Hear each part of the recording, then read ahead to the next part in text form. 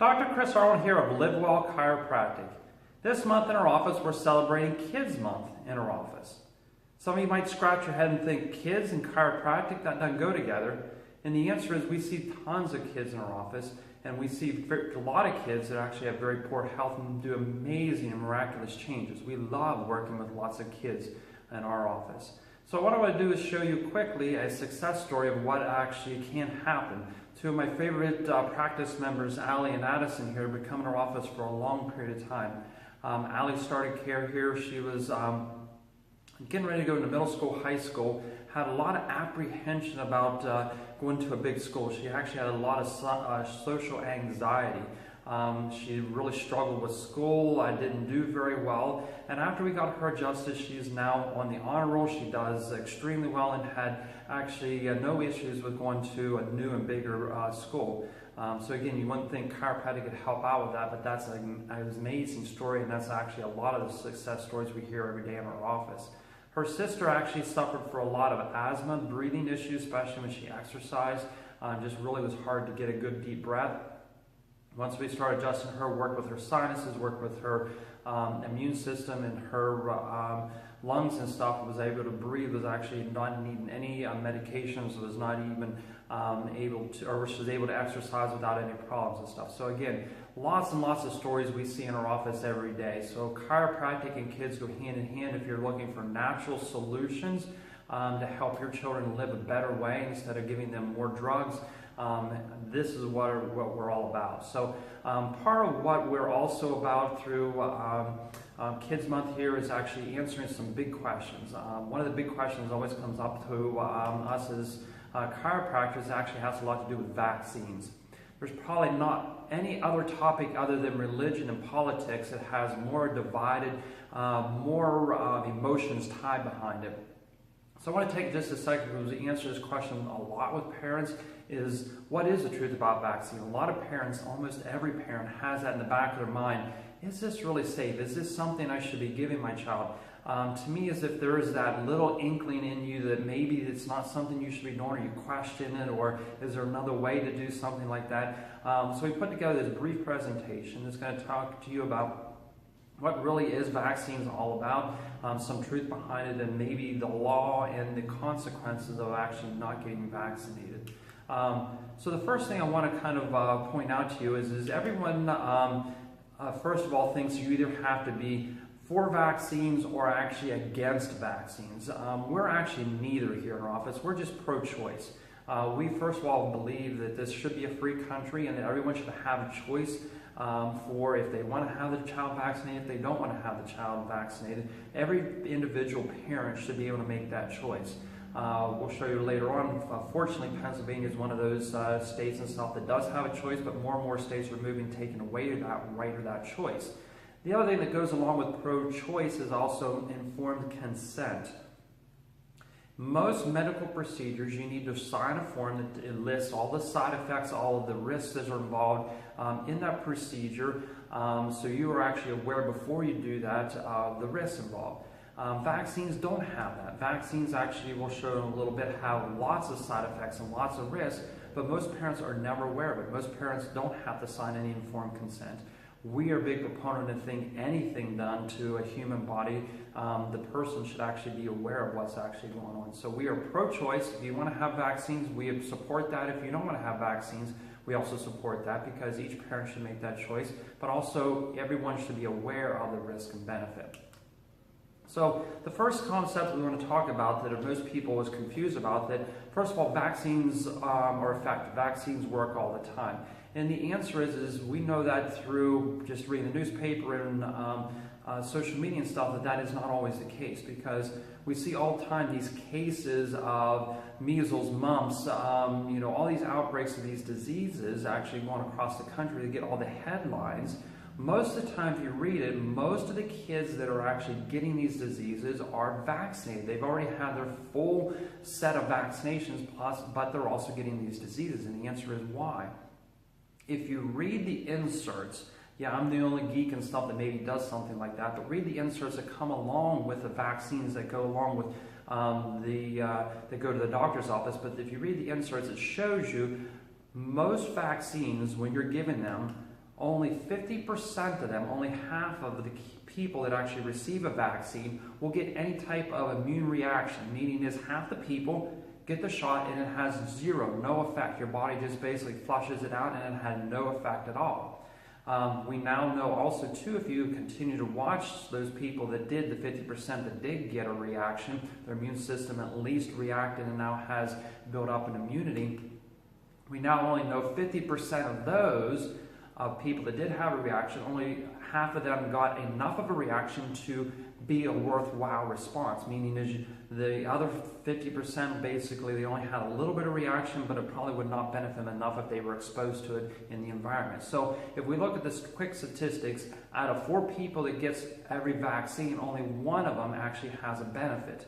Now, all vaccines are different. They're all going to have a range. Some are going to be a little bit better than 25%. Some are going to be a little bit less than 25%. But again, when you're getting the shot, 3 people are not going to have a benefit. Only 1 person out of 4 is actually going to have a benefit. So these vaccines are not as effective as we're led to believe, right? You get the shot, sure, they should be immune for everything. And that's not how the case works. So are there risks involved in vaccines? Again, we can have lots and lots of research out here that shows that, but to me the most compelling one was 2 years ago, the Supreme Court was made a ruling on vaccine. All these vaccine people, kids that are vaccine families that had kids who were vaccine damaged, try to have lawsuits against the vaccine companies because they wanted reimbursement for medical expenses.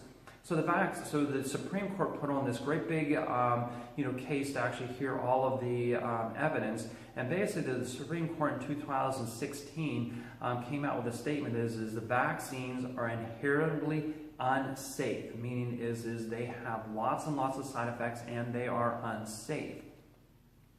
But what the Supreme Court then turned around and said is, because we still believe that vaccines are beneficial, we're now going to make all vaccine manufacturers immune. Basically, you're not allowed to sue them for any damages done by a vaccine. Not really what I felt should have happened, but at least what they decided. So basically now what families have to do is, if they do have a damage, they have to go what's called through a vaccine court. It's a whole different court system. It's not like your regular suing someone. You have to go to a special court to get reimbursement back if you feel your child has been damaged from a vaccine. Interestingly enough, this is just kind of shows a quick, brief summary of some of the decisions made by this vaccine court. And this is only by about a 6 or 7 month time span that I was able to get records for. That shows all kinds of damaged areas, from kids that had increased asthma to sleeping issues, Guillain-Barré, which is a neurological issue where you start losing feeling in your feet and your legs and your hands, all the way up to actually death, even from vaccines. Autism and stuff is on the list. But what I want to also show you is actually how many cases. Was over 300 cases. Actually 332 cases was actually adjudicated and found that there was actually damage done by the vaccines to these children. So now there's a separate fund paid by taxpayers now that actually go and actually fund the medical expenses to these families. So yeah, you're actually paying for these damages done by vaccines through taxes, but again, the vaccine manufacturers aren't responsible and don't have to pay for any of those, which to me is not really a right thing to do. So there are lots of issues, there are lots of damages done by children. Like I said, this was just 300 cases in a 6 month time span, and there's probably tons of other cases that didn't even get put through the system yet because they weren't aware of this actually even being around. And if you want to actually consider, are there damages, are there kids actually being harmed by vaccines, all you have to do is talk to mothers.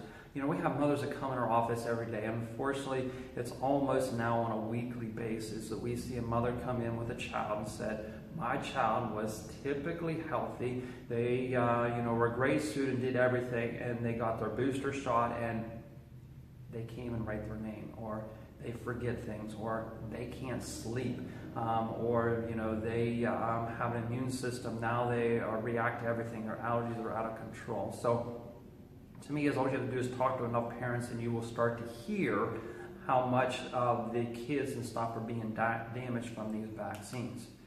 And again, these are just pictures of kids and stuff that were completely normal, healthy children until one day something changed, and that one thing that changed was a vaccine. Now, this is a study that was very interesting that I found. That was actually done in Germany. They refused to do these type of studies in the United States just because I think they're afraid of the truth, but it was done in Germany.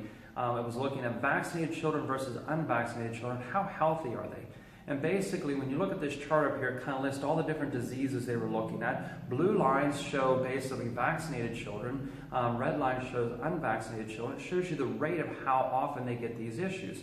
So just like some of these was allergies, you can see almost a double. That's the first column over there. Almost a double amount of allergies with children who are vaccinated.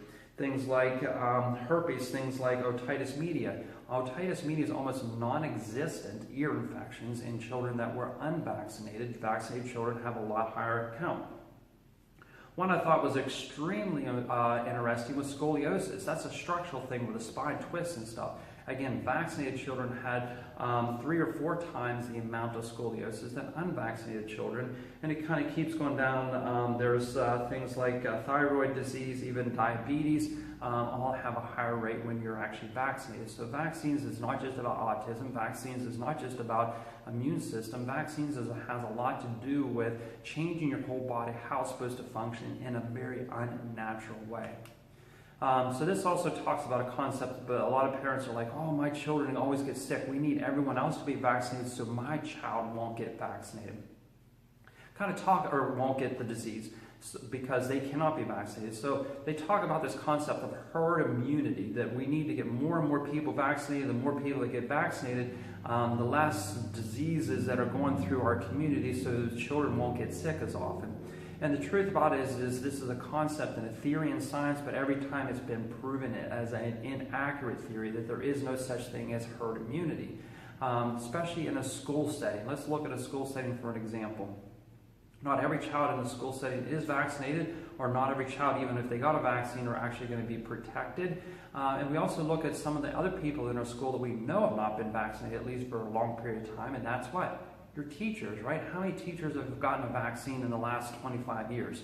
So, don't pick and just choose 1 or 2 kids that have been unvaccinated and blame them as the scourge of why, measles and mumps kind of are running through the community. What about the adults? No adults have had a measles, mumps, or, chickenpox vaccine in years. So don't always blame the kids. And herd immunity will never be achieved, and nor, if it is achieved, will ever eradicate any diseases. This slide that goes back and just what I was telling you earlier is most of the outbreaks in the Disney World outbreaks, the mumps outbreaks, all of these, meningitis is another big one when kids go back to college. Like I said, if you start looking at this, is the kids that get all these diseases, 9 times out of 10 have already been vaccinated. So it's not the vaccinated kids that's causing the problem, it's just poor vaccines that don't work and only cause side effects. The other thing is vaccines, again, wear off, as I said, in 5 to 10 years. So basically all those teachers, like I said, maybe they were vaccinated as a child, but if they've not been vaccinated recently, again, can carry the disease, can be transmitted the disease. So there is much fault as far as the other kids, but again, that's not how disease are transmitted anyway, so it's a false assumption that, again, unvaccinated children are spreading diseases. The other thing is, which is very interesting, this is just new research that I found out, it's actually vaccinated children that are actually spreading the disease. Because when you get a shot, what it does, it goes through your immune system and your body reacts. And one of the ways it reacts is it actually gets rid of and sheds the virus out of the body. And one way it does it is through coughing, through nasal secretions, or even through bowel movements and stuff. So they know most kids within about 3 or 4 days after getting a shot are expelling tons of these vaccines or these viruses to the community around them. So even though if your child didn't get the shot, if they are sitting next to a kid that just recently did, chances are they're probably getting exposed to that. So it's not about the ones that, again, it's not about the children who didn't get vaccinated, it's about the shedding of vaccine from the ones who did get shots. This is just a quick research article that kind of was proving what I was talking about, that after flu shots, that you expel about 20 times the amount of viruses through your coughing and breathing than what a person who does not get the flu shot. So why has the flu shot or flu recently been more rampant, worse? How many people agree that the flu has been harder to kick over the last 10 years than what it used to be? Most people's flus used to last a day or two and they were better. Now they're lasting weeks. I think that a lot of it has to do with the vaccines, the flu vaccines. These are viruses that are concocted, manipulated, that are all kinds of stuff are done in a laboratory. They're put in a syringe, handed out to all these people, then are given to them, and now they're back spreading all this Frankensteinish type of virus into the community.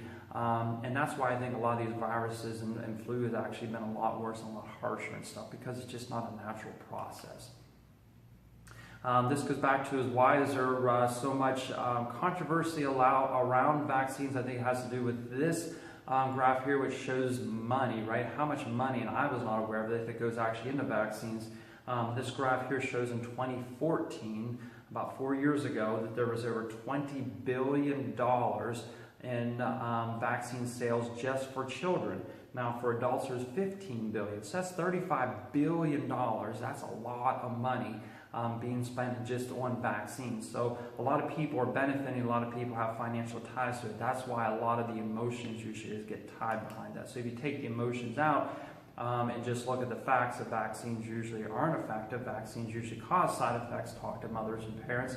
And vaccines aren't saving any lives.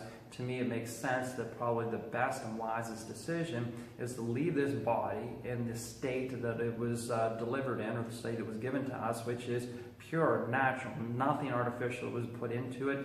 To me, that always gives the body the best way of actually becoming healthy. So speaking of that, if you choose like we did, my mother or my wife and I chose not to have our children vaccinated.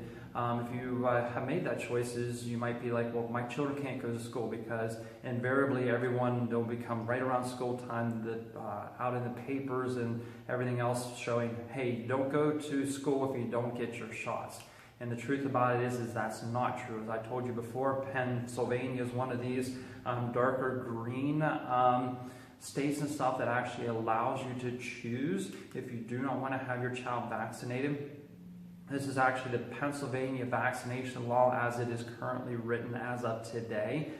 Basically shows you actually have 3 ways that you can exempt or get out of vaccines. One is just simply saying that there's a medical reason. They get ill, they have some type of autoimmune issue, so they should not medically have that excuse. A doctor has to sign that. The second one is a religious belief. You have a religious belief that you don't believe in vaccines or should not have vaccines in your body. And then the third one, which is the very small print on the vaccine law, that says if you have a philosophical belief similar to a religious belief that you should not receive a vaccine, then you can also get out of being vaccinated and still attend school. So this is an exemption that myself and our family use, and a lot of families in Pennsylvania use. Again, we're very thankful we live in a state that allows us to do that, but basically just says we don't believe that we should. Children should be vaccinated, and my children going to school, through many, many years and have no problems. We have tons of kids that come to our office that's not been vaccinated. They go to about every school district in our county, have not had any issues with it. So you do not have to be vaccinated if you want to go to school. That is a myth and a misconception, so do not believe the press releases. That's all about scaring kids, scaring parents to get them into taking a vaccine, which most parents innately, I believe, know is probably not a right thing to do. The other thing is you want to think of what was chiropractic. We kind of talked about case studies at the very beginning, but chiropractic has a lot to do with immunity. So instead of getting vaccinations, we tell kids maybe they should get adjusted, because we know 3 key things happen when children get adjusted, or even adults and stuff. It basically gives them a better coordinated immune response. Can't tell how many kids that come in our office have the fever, have the snot dripping out of their nose. They get adjusted, and then the next day we hear mom calling into the office, "What did you do to Johnny? He is perfectly fine. He's not snotting. His fever is broken. He's going to school this morning." I can't tell you how many times we hear that. Again, what it does, it just makes your immune system stronger if your body's aligned, if your nervous system is working, which is what we do in our office all the time. It boosts T1 cells. T1 is your immune cells that actually fight off and kill germs. And it decreases inflammation. Inflammation is the snotting, is the achy, is the headache that's associated most of the time with illnesses. It decreases that inflammation in the body, so the body can fight things off without feeling awful, feeling inflamed. And then the last one, it also increases glutathione levels. Glutathione is basically a chemical inside your body that cleans up a lot of the debris and damage done by these viruses and bacteria, so we feel better quicker. So we know case studies of before and after blood work and adjustment increases these really important glutathione levels. So you might be asking is how can we stay healthy all year long? So if we don't choose to get vaccinated as children or as a family and stuff, how can we not be at risk for a lot of these health issues? And also too is understanding illness. How can we understand where does disease come from? Why does someone get ill? Why is people all the time sick during the winter months and not during the summer months? If I touch a dirty doorknob, is that going to cause me to get sick? And the answer is not. But we're going to tell you and show you in a next video of actually how to stay healthy all year long. Best ways to prevent illness and understand not where disease comes from, but where does health come from. To me, is if you are healthy and abundantly healthy, you can be exposed to germs all the time and not be scared and not be worried about it. Again, myself, we see sick kids all the time in our office. I'm around germs all the time. I put my hands on germy kids and adults all the time. How often do I get sick? Never. It's been years since I've had anything more than just a sniffle. So how can I deal with germs all the time, be around sick people but never get sick? It's all about making yourself healthy. So our next presentation, we're going to have one about how to stay healthy, how to make your immune system stronger, and how to stay well for all year round. So definitely take a check and look for that next time. Also too, if you're wondering if there's something we can do to your child or do for your child to help out them become healthy, definitely bring them to our office. We actually have specials going on this month in August for our Kids Month. So if you call the office and make an appointment, we definitely have special rates for children for this month. So definitely get them checked out, especially if we're back to school. So whether it's focus, attention issues, like Addison and Allie, whether it's immune issues, just wanting to get them healthy and well, whether it's also been vaccine damage. We see a lot of kids and stuff and help them improve the damage that was done. Definitely give us a call. Also forward this over to other people. If you know of any families and other healthy or families that are unhealthy and not as healthy as they should be, make sure you pass that along. So hopefully you appreciate that. If you have any questions, make a comment, reach out to us, and we'd be glad to help you out.